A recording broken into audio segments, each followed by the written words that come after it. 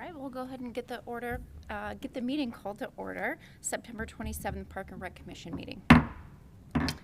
We'll get started with the Pledge of Allegiance this evening. I pledge Allegiance to the flag of the United States of America and to the republic for which it stands, one nation under God, indivisible, with liberty and justice for all. All right, roll call. Hale. Cornwell. Present. Duzick. Present. Noyes. Present. Vranich. Present. Snyder. Present. Zebelwolf. Present. Any amendments to the agenda? There are none.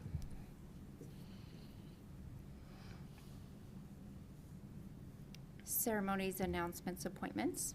There are none. None. Declaration of conflict? No. All right, approval of minutes for July 22nd, 2022. I move that we approve the minutes. Second.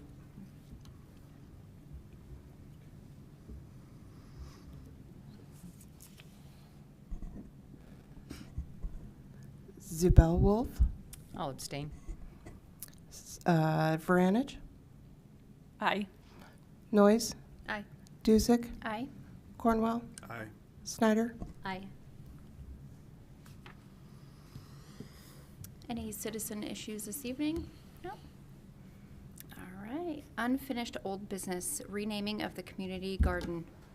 Okay. So, as directed with your motion last time to rename the community garden in honor of Rick Nordum, I did go forward, had a conversation with his granddaughter who I have contact with, and she talked to the family and they were excited about it. They did want Rick because that was the name he went by. Richard was his son, so they wanted Rick.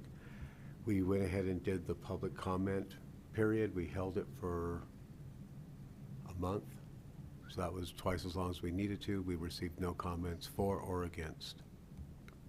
Okay. So it really is up to you folks if you wish to proceed, but there is no reasons came forward not to follow through with your decision.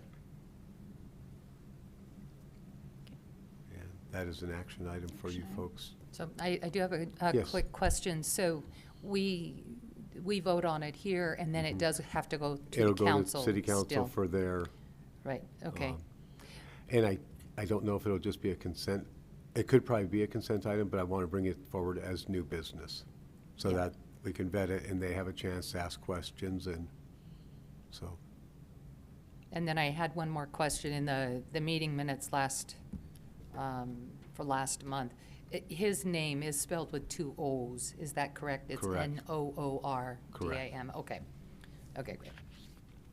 All right, I would make that motion unless anybody else has any questions or nothing. I just was going to ask, how will it read then?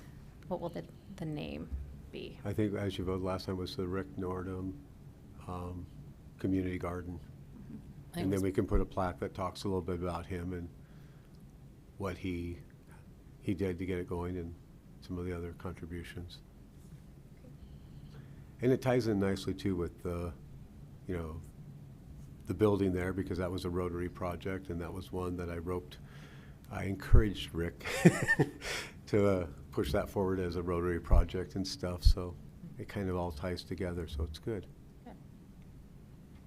Good. I'll second that motion. Okay. Vranich. Aye. Noyes. Aye. Cornwell. Aye. Snyder. Aye. Zebelwolf. Aye. Music.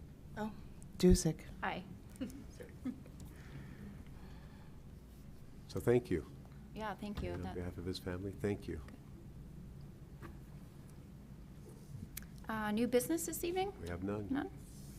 Administrative staff reports? I just wanted to, since the summer's over, give you just a brief update on how we did with the parking passes and that whole new system. We're still finalizing a few numbers because it takes time to, as we do our finances and everything with upstairs, and it's always a month behind, and we're double checking things. But I can tell you that we did not lose money on the proposition, so that trade-off actually worked to the advantage. We handed out 1,236 free resident passes. So a few less than we expected, but still that was a good turnout. We did have some people upset with the new fees, and they were, but you know, it's to be expected, and yes, it was a pretty good jump. One of the issues that you folks talked about and City Council was trying to make sure that the park and the boat launch were available for the residents. And the boat launch has been the one that has been historically hit hard. So for our revenue this last year, we did 107,000, which was up from the 83,000 the year before. So that was a real positive. And do you think that's from the boat specifically? The boats had a big factor in it, yes. The other thing had to do with the car non-resident pass going up just a little bit. Those numbers still stayed up there, but we were worried. First of all, because it was very late in opening because of the runoff this spring and everything else, but Avista did get it open just before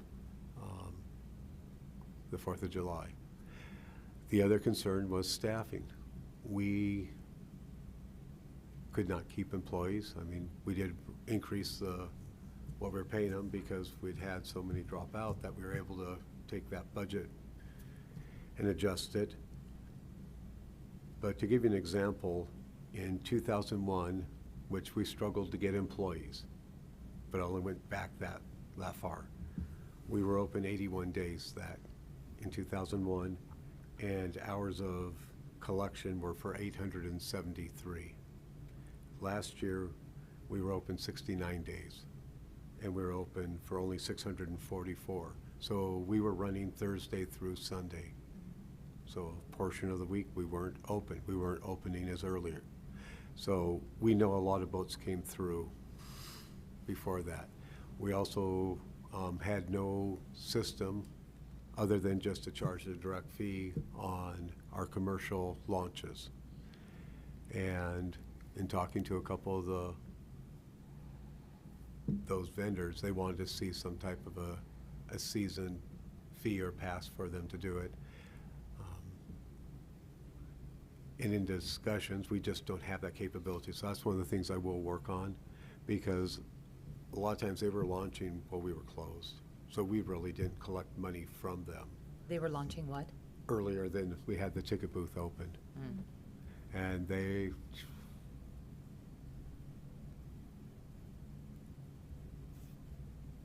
trying to think which is the one that was 500 and some boats they were going to launch in a 3-week period. So we got a few of theirs, but a lot of them just went. So we're going to have to look at that side of it. So basically, they would just come in early before you had anybody there. Yeah, and we have other people doing the same thing. Is it possible to do like like Diamond Parking has, like the drop boxes? We're looking at that too. It becomes an enforcement issue, so we have to adjust some of those things. So we're looking at all the options in there. We know we'll never get it 100%, even if you go to a drop box and you do enforcement. There's going to be some that are in there and out. But we'll be having those discussions with the police too, because I got to find out what the current cost of a ticket is, because it So- still may be lower than the boat launch. Yeah, so you mentioned that you had one dealership wanting to launch like 500 boats? Yeah. And did we collect anything on that? when they went through and we had the ticket booth open. Did they not realize that there's wear and tear on that boat launch? Oh, yeah. And that, And it wasn't an issue that they weren't willing to pay. We just do not have a mechanism to charge them upfront or to negotiate that. So that's one of the things I'll have to work on. It'll become a fee adjustment, or we'll have to go through the whole new fee part. So just how it fell. And there were a couple other ones that didn't contact us, but we knew they were there.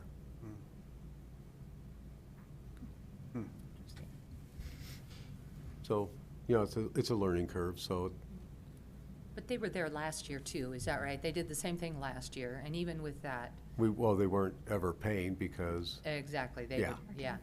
So, and we still collected more money this year than with fewer days with somebody in there, fewer days Yep. staffed, so, but I think a couple key things that came out of this is on the boat launch, where it used to be majority was non-resident use. This year it flipped. So the residents used it twice as much as the non-residents, which we expected. We like I that. mean, at $30 and it went down. It, as I said, didn't change it on the car parking, but a lot of that has to do with all of our rentals. Are the commercial people that were using this, are they local or are they coming in from out of town? The 500 boats that came in? Tobler Marina, so they're out of Hayden, but there's a couple others, and so, so not Post Falls citizens though. pardon? Not from Post Falls. Some of the boats may be, I don't know, you know, so it's a storage. It's hard to say. Yeah. And I think the key point in this is, it's nice to make the money, and yes, I was accused many times that we were gouging people and just that, the whole dollar and stuff. But the reason we do charge the fees at this park is to control the usage, because if we didn't, the place would be overrun and it would be destroyed, and then it would cost so much more to fix it up and keep it up and harden it for our taxpayers. So it is one of the tools that we use to control that usage. Down the road, we may have to do that with other regional parks along the river and stuff, just to protect them. So we have some high usage in some areas, and we'll continue to evaluate that. I think it becomes easier when you do have a pass for your resident that gets them in without a cost. So you guys did good in that decision. Thank you. So I'm open to any other questions. Any other questions?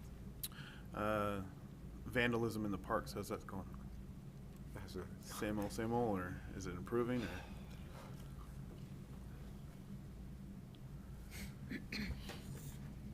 Brian Myers, Parks Manager. We've still been receiving a fair bit of vandalism. We have been able to update our lock systems at a number of parks throughout the summer. Most of those projects are wrapped up at this point. You know, we're coming into the end of our budget cycle, so we were able to invest in some magnetic locks that will more securely lock down our restroom buildings in the evening hours. Should be able to prevent folks from jamming the mortise portion of the lock and allowing them to gain access in the off hours. So we're hopeful that that'll help in the next year. The other thing we did is we actually changed the direction of the swing of the doors. So if you think of a door that swings in, you can kick it and generally gain access relatively easily.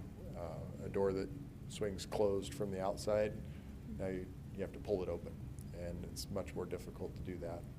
Still could happen, but we've got that magnetic lock behind it that hopefully will keep things more securely maintained. So you know, the restrooms tend to be our more costly repairs. You know, if graffiti and that sort of thing, we can paint over things. And yes, it takes away some time, but it's less work than trying to track down parts and pieces and that. So we've made some strides. Hopefully we'll see the benefit from it next year and even throughout the winter. In that same note, we'll continue to look at camera systems, trying to get more of them, get them a little more up to date, so that they have better pictures and can capture a wider range. And, you know, we take it personal, I take it personal, but this isn't just a Post Falls issue. Yeah. You asked me about how the fair went. That was one of the things, you know, I noticed that first weekend, almost every single bathroom stall and Santa can was tagged. Mm. And that hasn't happened before. Yeah. And they had things vandalized there. And you talk to our neighboring cities, they're facing the exact same thing. So, but we will catch them, and we will get restitution, because that seems to be the only thing that changes that behavior. Has, over the summer, has anyone been caught? Yeah? That's good.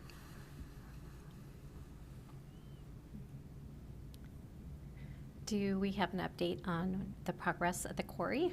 Looks like they're working away on parking up there. The roads. The roads? The road's going in right now. Mhm. And we have the Crown Point, that renovation going on, so. And then some of our storage up at the shop is also happening, so. A lot of things going on, but the road's kind of exciting. It also, I'm looking at that, I'm going, that's a lot of money that should have gone into green grass fields. But it's our part as a developer, so. Is the cemetery being expanded on Spokane Street? Is that what's, That's the expansion of Spokane Street. it is? So we've known it's going to happen for a while. It will change the look. We'll see how they expand, and they've got to put back the fence and a lot of stuff. So I'm sure there'll be a lot of back and forth, but they're trying to get all of that done prior to the winter, so that they can get it all paved. So. Any other Any other- questions, comments? From you guys? No other updates? Okay. Meeting adjourned. Thank you.